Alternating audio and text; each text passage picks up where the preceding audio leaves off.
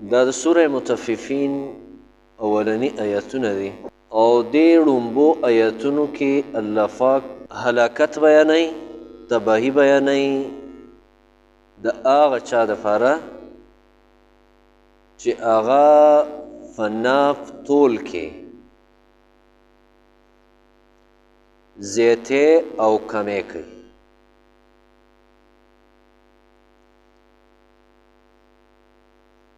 یو څیز پیمانه کوي، هغه پیمانه کې کمې او زیاتې کوي، یا یو څیز د طول دی او هغه تلي او هغه طول کې زیاتې او کمې کوي. دې ته مطففین وایي.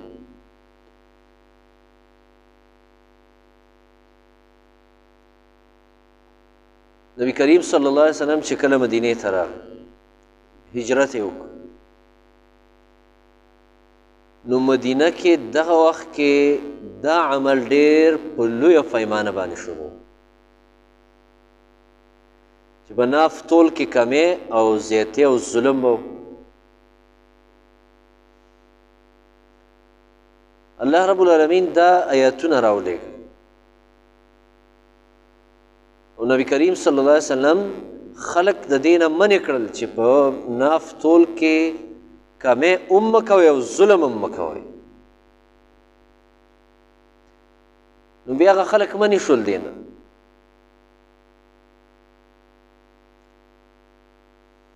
او دا هغه عمل دی چې د دې عمل د وجې نه د شعیب علیه السلام قوم چې هغه د تجارت والا خلک، کاروبار والا خلک،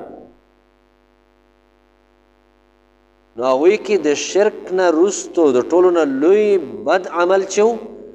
هغه دا عمل و چې د دوی په ناف طول کې ظلم و، زیاتې و، کمې و.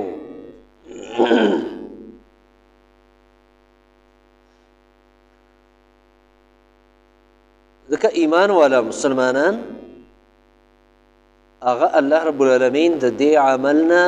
منع کړل، او موږ او تاسو ته د الله حکم دی د انصاف، د عدل او د برابري. ځکه د دې دپاره الله پاک د دې انصاف او د عدل دپاره الله پاک کتاب را لېږلی، قرآن، او تله را لېږلی. الله قرآن کې دا فرمایي چې ما کتاب در لېږلی او تله مې نازله کړې د دې دپاره لیقوم الناس بالقسط، چې خلکو کې انصاف راشي، ظلم د خلکو نه ختم شي.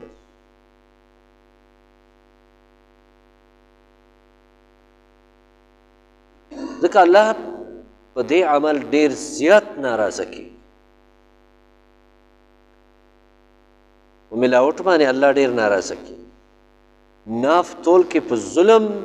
زیاتي او په کمی باندې الله ډېر زیات خفه کېږي او غوسه کېږي.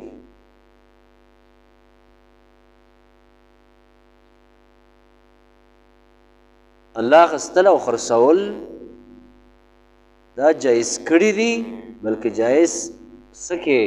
چې الله رب العالمین تجارت، کاروبار د دې موږ او تاسو له ترغیب را کړی چې دا وکړئ. ځکه دې سره دنیا نظام چلیږي، دې سره دنیا آباده ده. د هر چا ضرورتونه دي او یو سړی په خپله خپل ټول ضرورتونه نشي پوره کولی، څو پورې چې دا تبادله ني چې ته دا واخله ماله دغه راکه، دا به زه درکم دغه ماله راکه. دې سره دا ژوند روان دی. بس دې ته بیه وایي، دې ته کاروبار وایي. او الله رب العالمین قرآن کې فرمایلی دی احل الله البیع وحرم الربا. الله اغستل او خرڅول، بیع او شراء الله پاک حلاله کړې ده او سود حرام کړی دی. نو اخیستل او خرڅول کاروبار د دې موږ او تاسو ته اسلام ترغیب راکړی چې وکئ بس د کسب او د محنت د دې موږ او تاسو ته اسلام دعوت راکړی ترغیب یې راکړی ځکه کسب کوونکی د الله دوست دی حدیث کې راغلی کار کوونکی د الله دوست دی کار کوونکی د الله هم خوښ دی او د الله د مخلوق هم خوښ بیکاره او بې محنته انسان دا الله ته هم ناخوښه دی او د الله مخلوق ته هم ناخوښه دی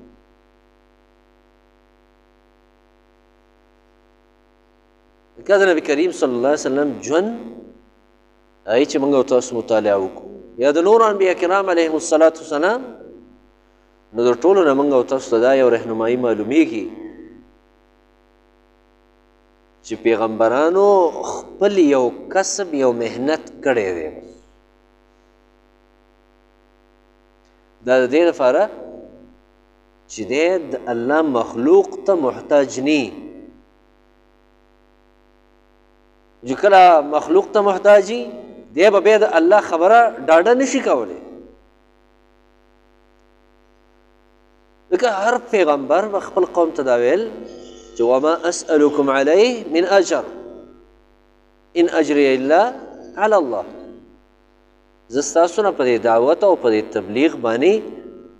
مزدوري نه غواړم چنده درنه نه غواړم ځکه زما چنده او زما مزدوري دا په الله باندې ده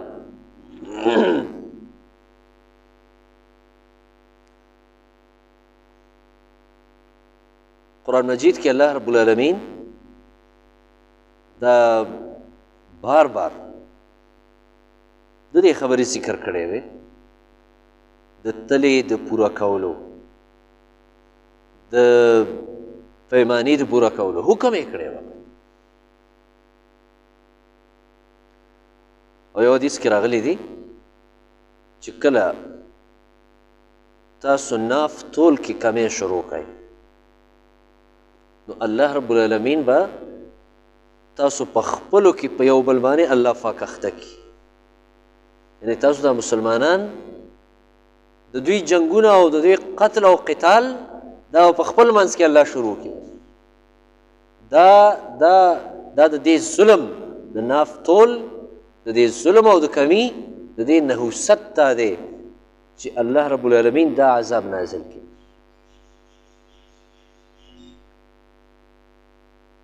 او دویم نحوست یې دا دی چې نبي کریم صلی الله علیه وسلم فرمایلي کله چې ستاسو په ناف تول کې تاسو کمې شروع کړئ تاسو ظلم او زیاتۍ شروع کړئ نو الله رب العالمین به په تاسو باندې ستاسو بادشاهان ظالمان جوړ کړي अब په تاسو باندې خپل رعیت باندې به ظلم کوي د خپل رعیت د فلاح او د کامیابی سوچ مې نی بلکې الټه به دوی سره ظلم کوي دوی سره به زیاتې کوي هم د دوی وینو ته به ناسي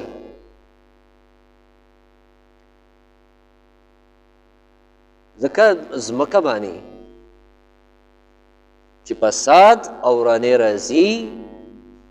الله قرآن کې فرمایلی دی دا ستاسو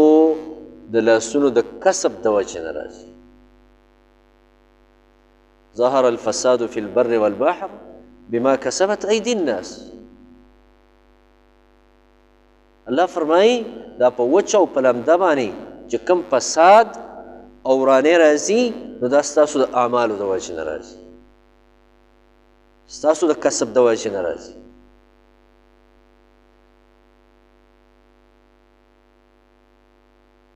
ځکه څومره چې معصیت د الله نافرماني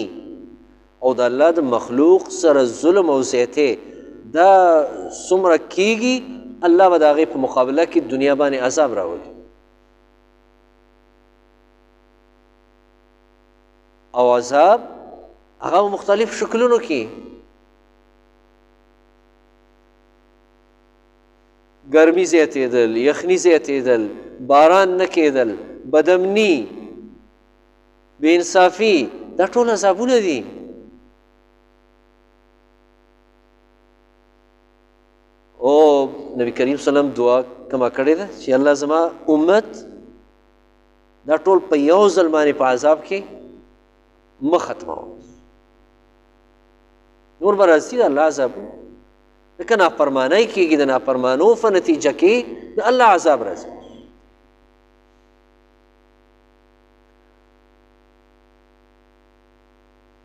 حدیثو کې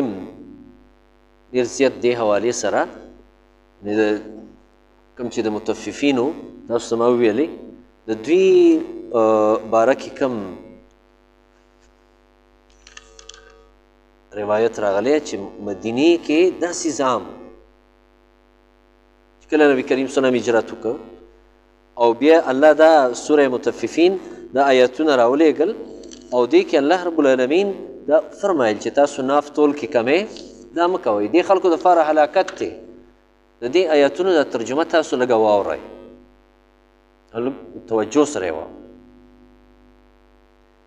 الله فرمایي ویل للمطففین هلاکت دی د مطففینو دپاره ویل چې دی که نه ویل هلاکت ته وایي او بعضې روایاتو کې راځي ویل چې دی که نه ویل قرآن کې تاسو به ډېر اورېدلي ویل للمصلین ویل لکل افاک نثیم دا الفاظ دي ویل نو ویل حدیث کې راغلی دي چې دا د جهنم یعنی په دوزخ کې یو ځای دی دوزخ کې یو ځای دی او دا دومره سخت ځای دی ویل چې نور دوزخ روزانه 400 ځلې د دې ویل نه فنا غواړي نور دوزخ دې نه فنا غواړي نو دا آسان ځای شو که سخت ځای شو چې دوزخ دې نه فنا غواړي دا د چا دپاره دی الله فرمایي للمطففین دا د مطففینو دپاره دی الله فرمایي الله په خپله د مطففینو تعریف کړی چې مطففین څوک دي الله فرمایي الذين اذا اكتالوا على الناس يستوفون واذا كالوهم او وزنوهم يخسرون الله وایي مطففین هغه خلک دي چې کله د بل نه یې راتلي کله یې د بل نه اخلي کله یو څیز د بل نه راپیمانه کوي نو یستوفون پوره په پوره باندې ترې اخلي او درانه یې ترې نه راتلي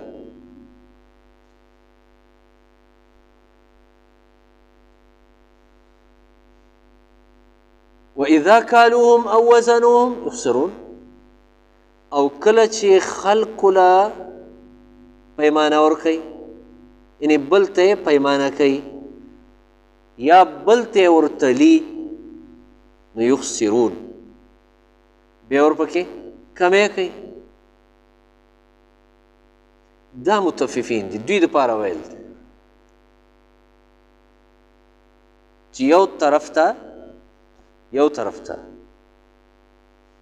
ظلم کوي زیاتی کوي بل طرف ته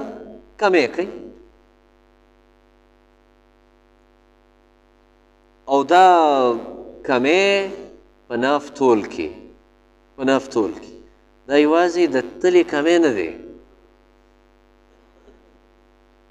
دا په کپړو کټ کولو کې یو سړی کمی کوي د ځمکې په کچ کولو کې د ځمکې ناف کولو کې یو سړی کمی کوي د خوراک د څیزونو تللو او ورکولو کې کمی کوي د دې کمی زه تاسو ته یو مثال سره در کوم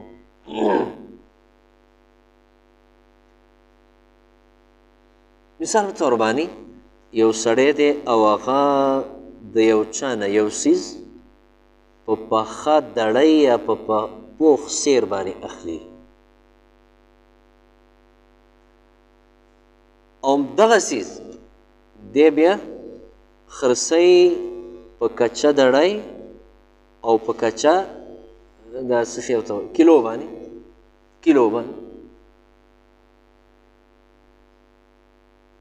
د ظلم وکړه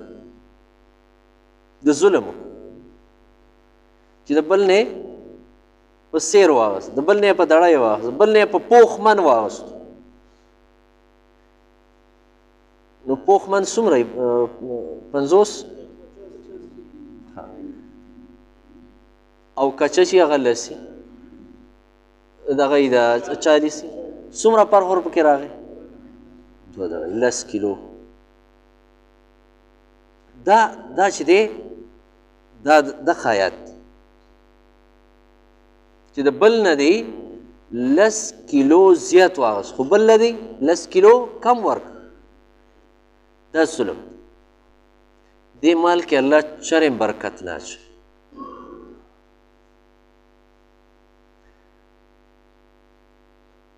د مسلمانانو په رزق کې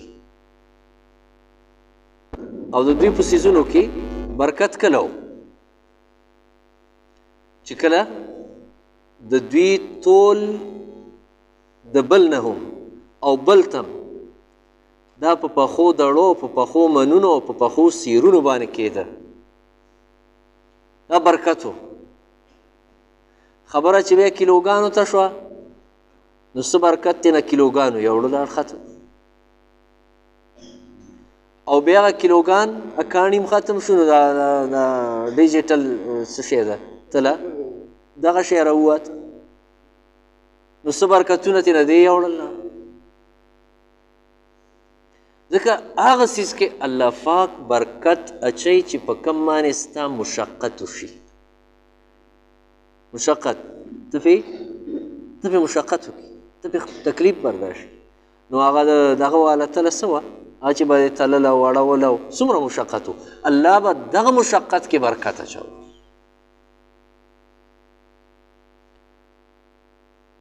چې څومره اسانتیاوې راځي بې برکتۍ به ورسره راځي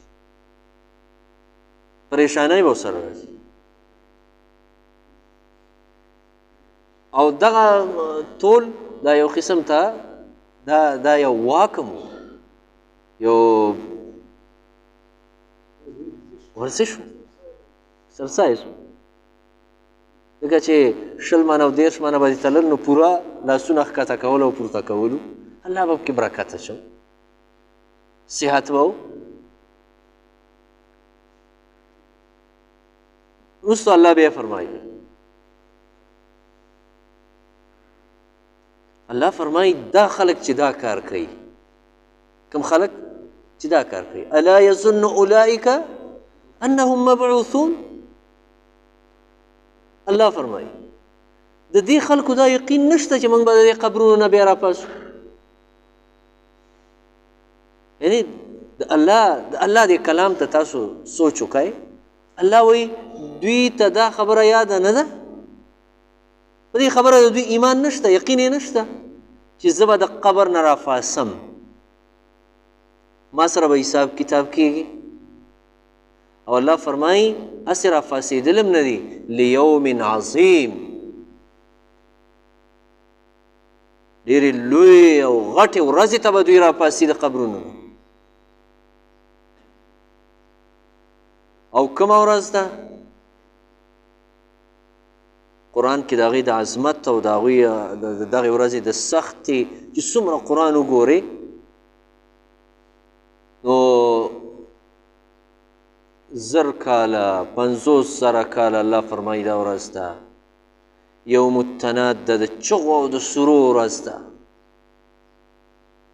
یوم الاشهاد ده دا خپل بدن دا د خپل بدن د اندامونه به د باندې ګواهی ورکوي چې تا په ما باندې داسې کړي او طامة الكبرى ده الله فرمایي فاذا جاءت الطامة الكبرى لویه د مصیبت ورځ ده الله فرمایي لویه د مصیبت ورځ الله فرمایي چې دا ملاوټونه کوي او دا په ناف تول کې دا کمې کوي الله وایي د دوی دا یقین نه دی چې موږ به د غټې او د درنې ورځې ته راپاسو والله فرمایي یوم یقوم الناس لرب العالمین دا هغه ورځ ده چې په کومه ورځ باندې خلق به ټول رب العالمین ته ولاړي حدیث کې راغلی ټول خلق به ولاړي او دومره به سختۍ چې هر سړی به په خولو کې ډوبي نبی کریم سلام فرمایي بعضې به پکې داسې چې هغه به الی الکعبین د دې ګیټو پورې وي بعضې چې دی هغه به داسې چې الی الساقین د دې پنډو پورې وي بعضې به بری پخیزین تر دې چې نبی کریم سلام فرمایي بعضې به دومره په خپلو خولو کې ډوب ولاړي چې د دې مرو دا ډوکی چې دی د دې ځای پورې صرف سر به یې پکې ښکاري دا حقیقت دی دا حقیقت دی همداسې به وي لکه څنګه چې دا نبي کریم سلام ویل دې کې شک نشته نو چې کله دغه ورځ یو سړي ته په ذهن کې او په دغه ورځ باندې د یو سړي حقیقي ایمانی یو خو دا زمونږ ایمان دی که نه حقیقي ایمان ده مونږ خو هر وخت وایو بس قیامت راتلونکی دی او مرګ راتلونکی دی او زیات نه زیات په هغه موقع باندې ووایو چې کله چېرته څوک وفات شي یا د مړي له ورشو که نه هغه ځای کې راته رایاد شي چې اوهو دا پلانکی خو مړ شو او بس مرګ حق دی دا دی هغه دی حقیقت کې دا منل پکار دی نو حقیقت کې چې د چا په آخرت باندې ایمانی نو دی به په دنیا کې دی په دنیا کې چې دی وران قدم اخلي نو د د ضمیر به دی ملامته کوي او چې هغه د خولې ایماني هغه د خولې ایمان دلته نه دی سره ابن قیم رحمت الله علیه لیکلی دي چې د دې خولې نه د زړه پورې یو لیش دومره ځای دی د یو سړي دا یو لیش ځای دلته دا دوه اندامونه خپلو کې نه برابر که نه نو دی به د غټې دنیا سره څه برابر شي چې په خوله باندې دی ځان ته مسلمان وایي دی ځان ته مؤمن وایي دی ځان ته نیکعمله وایي او کارونه هغه یې ټول کاږئ خبرې ټولې وراني کارونه یې وراني نو دا دی د دې نه دا معلومیږي چې د ده حقیقتاً حقیقي ایمان د آخرت په ورځ باندې نشته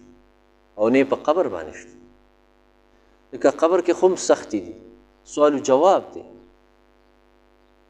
عذابونه دي پریشانۍ دي او خوشحالۍ هم پکې شته دي او داسې د آخرت په ورځ باندې او بیا په آخرت کې د دې خبرې فیصله ده چې څوک جهنم ته او څوک جنت ته څوک د خی لاس واله دي او څوک د ګس لاس واله دي په دې دا غیبي خبرې دي او په دې غیبي خبرو باندې ایمان دا زمونږ او ستاسو د ایمان غټه حصه ده غټه آخري خبره کوم نبي کریم صلی الله علیه وسلم چې به کله د پېشمني په ټیم کې راپاڅېد مونځ به یې کو یا استغفار کو یا بل عبادت نو یو خو به دا ان فی خلق السماوات والارض واختلاف الليل والنهار دا آیاتونه به یې لوستل لومبې او یو به یو اوږده دعا ده هغې کې ټول د دې ایمانیاتو د حقانیت خبره ده دا به یې لوستله او دا به ویل چې یا الله انک حق ته حق ذاتي ووعدك حق ستا وعده حق ده ولقاؤك حق یا الله ستا سره زمونږ مخامختیا چې ده دا حقه ده مونږ به سره مخامخ کیو والجنة حق والنار حق یا الله جنت هم حق دی اور هم حق دی داسې به دا ټول څیزونه به ښودل نبي کریم سلام لکه دا حق دی حق دی که نه ځکه چې کله دا حق دی او زمونږ او ته ورتلل دي نو په خپل ځان باندې دنیا کې سوچ کول چې زه دا کار خو ټیک دی زاړو چا ما نه دي خبر چې زه دا کار یو د ګناه کار کوم زه چا ونه لیدمه چې ګنې ما دا د ګناه کار کوم څوک رانه خبر نه دي خو هغه ذات خو رانه خبر دی کم ذات چې آخرت هم پیدا کړی، قبر هم دی، مرګ هم دی، حشر هم دی، دا ټول د هغه فلاسکي دي، هغه قرآن خبر دی. او د اخري سپاره کې چې دا کم آیاتونه دي چې الله فرمایي وان علیکم لحافظین کراما کاتبین یعلمون ما تفعلون. ما تاسو باندې الله وایي حافظین مقرر کړي دي، حافظین یعنې ستا د هر څه نه خبر دي. او الله فرمایي کرام کاتبین دي، او تاسو چې څه کوئ د هغه ټولو نه خبر. نو یو څیز زمونږ او ستاسو د رب نه پټ نه دی. ولا یعصب عن ربک من مثقال ذرة فی الارض ولا فی السماء. ستا د رب نه د یو ذرې په اندازه یو څیز نه په اسمان کې پټ دی او نه په ځمکه کې پټ دی. نو دا دی چې د دې عمل نه دا کوم چې ایتونه ما ولوستل دې نه خو ځان ساتل پکار دي. مطففین چې الله یې کوم تعریف کړی چې د بل نه اخلي پوره او چې بل له ورکوي بیا کم. الله پاک دې زمونږ او ستاسو حقیقي ایمان د آخرت په ورځ باندې راولي او الله پاک دې زمونږ او ستاسو نه راضي شي. اللهم صل علی محمد. اللهم لا نحصي ثناء عليك أنت كما أثنيت على نفسك. ربنا لا تزغ قلوبنا بعد إذ هديتنا وهب لنا من لدنك رحمة إنك أنت الوهاب. د خیر او د رحمت د بارانه سوال وکړه. اللهم اسق عبادك وبهائمك وانشر رحمتك وأحي بلدك الميت. اللهم أغثنا اللهم أغثنا اللهم أغثنا. اللهم أنزل علينا رحمتك يا أرحم الراحمين يا أرحم الراحمين يا أرحم الراحمين. يا حي يا قيوم برحمتك نستغيث أصلح لنا شأننا كله ولا تكلنا إلى نفوسنا طرفة عين. يا حي يا قيوم يا ذا الجلال والإكرام يا ذا الجلال والإكرام يا ذا الجلال والإكرام. وصلى الله تعالى على